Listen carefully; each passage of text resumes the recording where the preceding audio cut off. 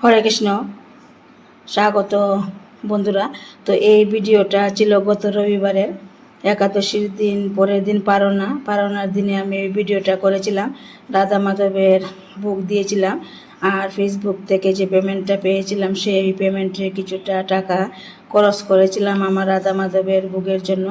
আর আমার বিশেষ দুইজন দিদিকে নিমন্ত্রণ করেছিলাম সেই দিন। তো ভিডিওটা আপনাদের সঙ্গে শেয়ার করা হয়নি। তো সকালবেলা প্রথমে আমি ফুল তুলতে চলে গেলাম, তারপর দেখুন বাড়ির অনেক সবজি তুলে আনলাম, আর এবার সবজি বানাতে বসে গেলাম। প্রচুর সবজি নিয়ে বসলাম, অনেকটাই সময় লেগেছিল সবজিগুলোই বানাতে বানাতে। তারপর আমি রান্নাও বসিয়ে দিলাম। দেখুন, 3টা চুলার মধ্যে ধরিয়ে দিলাম যাতে তাড়াতাড়ি করার জন্য। তো 3টা চুলায় ধরালে কি হবে, সময় তো একই লাগে। একদম ব্যস্ত হয়ে গেছি সেদিন, অনেকটাই পরিশ্রমও হয়েছিল। তো এদিকে সারাটা ঘর একদম চড়িয়ে চিটিয়ে রান্না করতে করতে তারপর রান্না শেষ করে রাধা মাধবের ভোগ নিবেদনও করে নিলাম। তো দেখুন, রাধা মাধবের ভোগ নিবেদন পর্ব। তো সবাই আমার রাধা মাধবকে চিনেন, যারা চিনেন না তো একটু ভিডিওর মধ্যে দেখে নিন। তো রাধা মাধবের ভোগে কী কী রান্না করেছিলাম সেদিন দেখুন। এদিকে করেছিলাম ভাজি 3 প্রকারের, আলু ভাজি, কারকল ভাজি আর মিষ্টি কুমড়ো ভাজি। আর এদিকে করেছি চাটনি, আমের একটা চাটনি করেছি। আর এদিকে করলাম পটল আলু, পনিরের একটা রসা করেছিলাম। আর করেছিলাম এদিকে কাঁঠালের ইঁচড় করেছিলাম, গাছ থেকে কাঁঠালটা পেরে এনেছিলাম। আর এদিকে পায়েসও করলাম, আর করলাম মটর ডাল করলাম।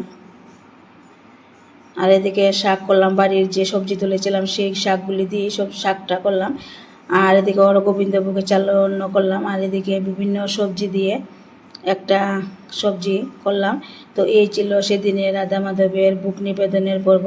তো এবার দেখে নিন কে এসেছিল প্রথমে। এই যে পূজা দিদিকে আমি নিমন্ত্রণ করেছিলাম বাড়িতে সেদিন।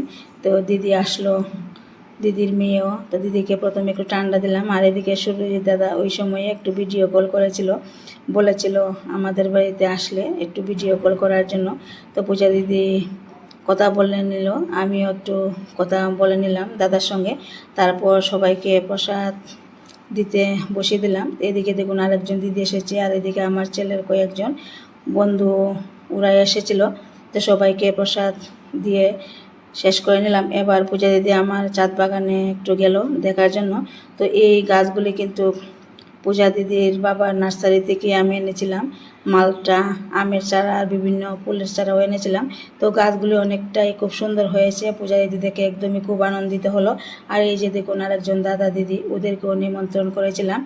তো পূজা দিদি একদমই খুব আনন্দিত হয়েছিল আমাদের বাড়িতে এসে, আমারও খুব ভালো লেগেছিল। আর দেখুন উপরের ছাদ বাগানের ভিউটা বা আকাশের ভিউটা একদমই খুব সুন্দর লাগলো। তো এই ছিল এই ভিডিওটা দেখার জন্য অসংখ্য ধন্যবাদ।